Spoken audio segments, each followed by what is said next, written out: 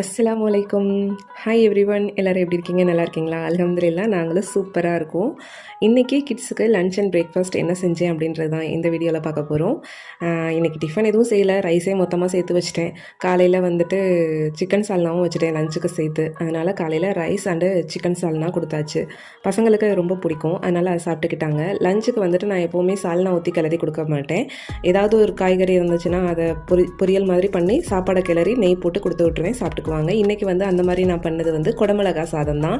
குடமிளகா சாதம்னோன்னு யோசிக்காதீங்க, டேஸ்ட்டு சூப்பராக இருக்கும். ஏன் குழந்தைங்களுக்கு முக்கியமாக ரொம்ப பிடிக்கும். நான் என்ன சமைச்சு கொடுத்தாலும் ஓரளவுக்கு நோ சொல்லாமல் சாப்பிட்டுக்குவாங்க. அந்த வகையில் நான் ரொம்ப லக்கி தான். தொட்டுக்கைக்கு வந்துட்டு எப்பவும் போல் பாயில்டு எக் வந்து பெப்பர், ஜீரகம் எல்லாமே போட்டு ஃப்ரை பண்ணி கொடுத்தாச்சு. ஸோ அவ்வளோதான்.